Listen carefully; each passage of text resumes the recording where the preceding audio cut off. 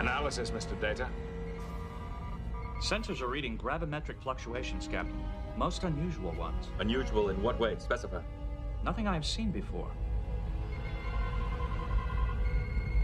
Is it a wormhole? Yes and no. Like a time displacement. But it does not have a discernible event horizon. Greetings, everyone.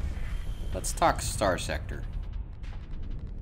Starsector is an open-world sim game. It's being developed by 4 developers, a very small team, and has been around for approximately 11 years now, constantly receiving updates throughout those 11 years.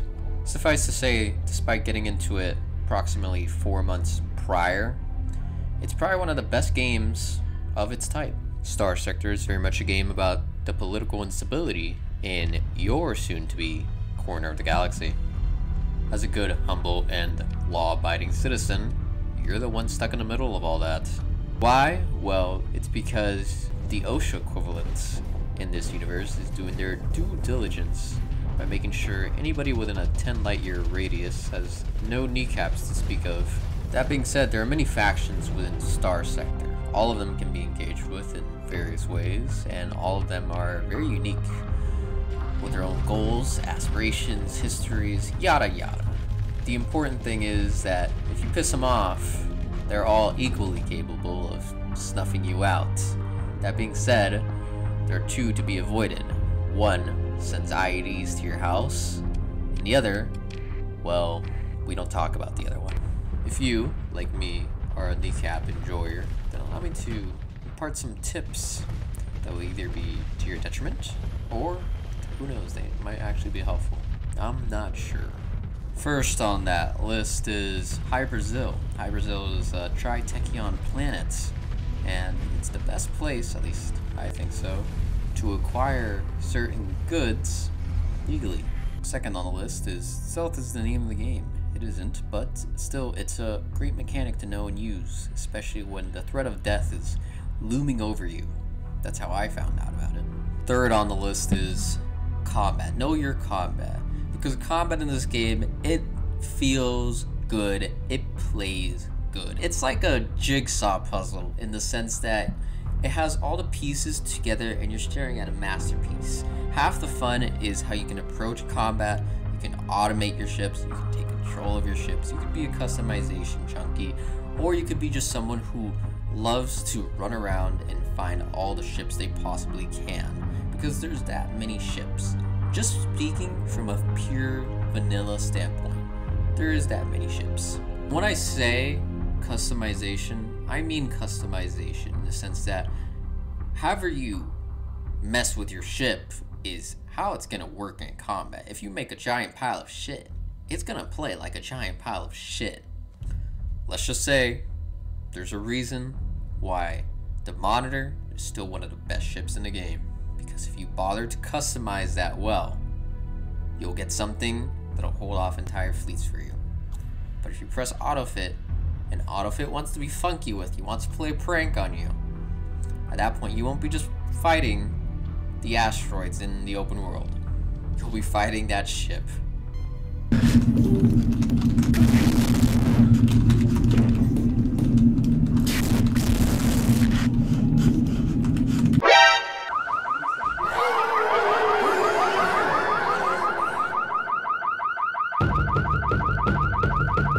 Well, let me explain. First, don't mess with a pirate Falcon pilot. 2, always bring a buffalo. 3, never get caught with your merchandise. Unfortunately, I got caught with my merchandise. I also ended up getting scammed by the open market, but that's for later. But am I gonna quit? No. You know what they say. Hope is the first step on the road to disappointment. God, who said that? That's awful advice. But either way, peddling my merchandise. And I'm not going back to the alternative, bounty hunting. No, I don't think I will. On a completely separate note, I would love to recreate this picture right here. No, I'm not talking about you body slamming me. Get your mind off that.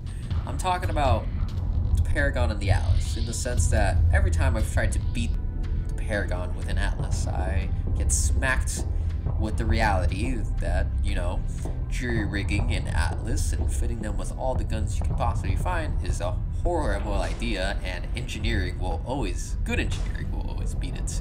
But as an Atlas lover, I would still love to beat a Paragon with one.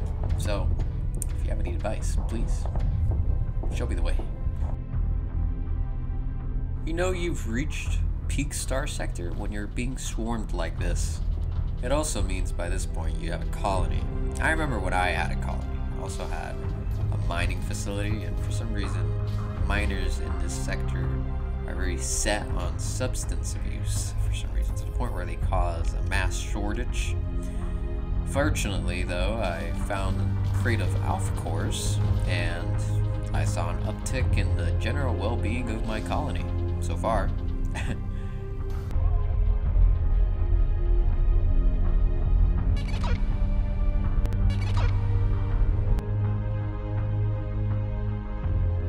Yeah, that's generally how my runs tend to end, unfortunately. Well, after a few vanilla playthroughs, that's not where your journey ends. It's only where it begins. Because you got a whole lot of content awaiting you. And by that, I mean mods. You have a whole lot of mods waiting for you. Allow me to show you the wonderful world of mods, where you tell yourself, yeah, I'll only download vanilla adjacent mods. Next thing you know, you got 30 more mods for your next playthrough. But anyway, it's better if I show you what mods got in store. Here we go. Be prepared to enter a world stranger than you have ever imagined. The world of witchcraft, magic, and ritual.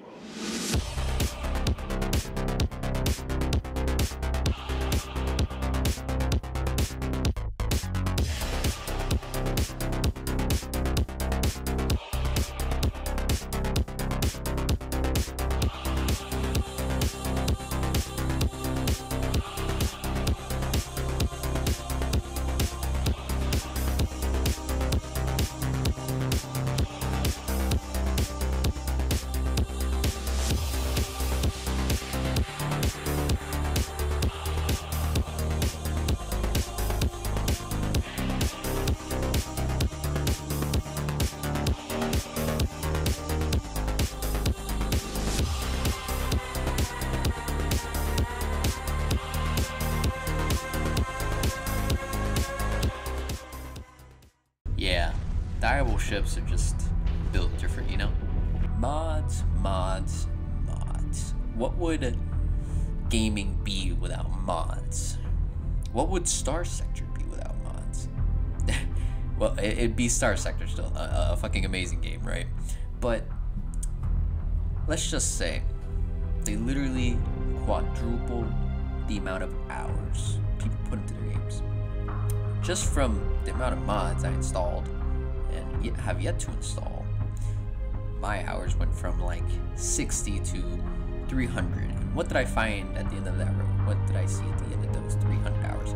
Well, I'm still kind of stupid. That's what I found out, really. Ignoring what I previously said, I got 4 starter mods for your next playthrough. Mods that are peak in their own ways, that will just add so much into your next playthrough. Let me show you.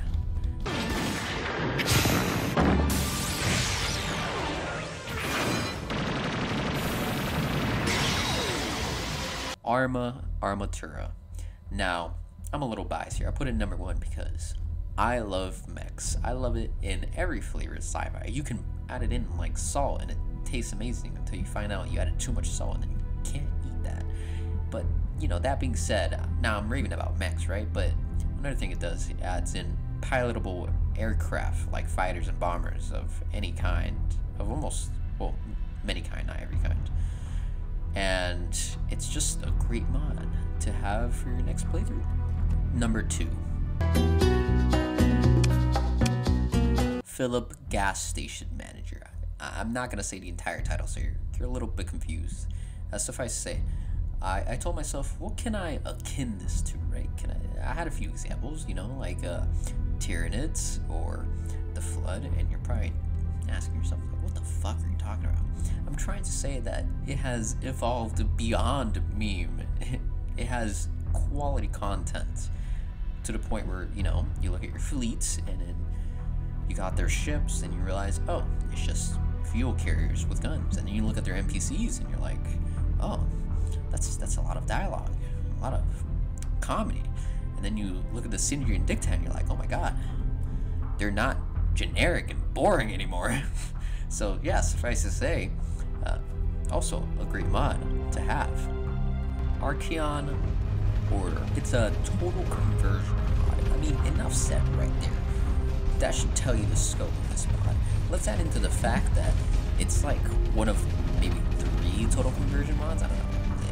It's in a unique position. It adds in ships, it changes how combat works, it adds in like 4 to 5 new factions, and most of all, what got it on this list, because I really appreciate this fact, it lets you build different types of stations. I know, small thing, but not enough mods do this, and that I greatly appreciate.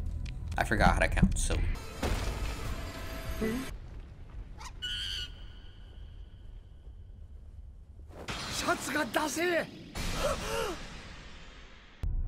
Number 4, United Aurora Federation.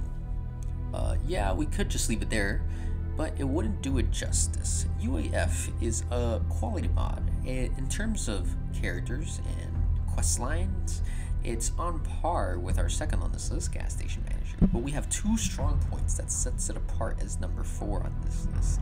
And that would be 1, its ship roster. I would say its ship roster is on par with the main game ship roster. You could pick any one faction, right? And the second one, it's like a dating sim almost, in the sense that you buy millions worth of pastries for your characters and they seemingly eat that overnight. Maybe, I'm not sure. Nonetheless, another amazing mod that you should add to your next playthrough. Now, that being said, these are just like 4 personal starter mods that I recommend. That's not even like half of what I have, and there are so many mods you can find on the Starsector forums that are just as great and had just as much passion put into them.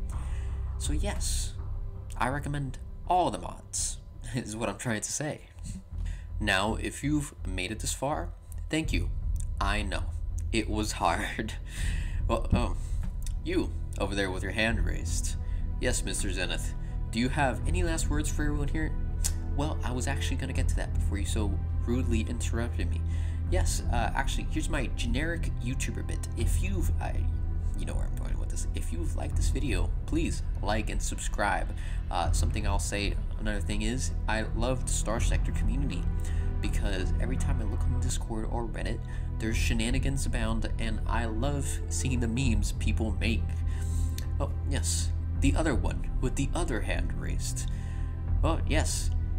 Mr. Zenith, do you have, are you planning on making more Starsector content? Actually, that's a very good question. Yes, I am.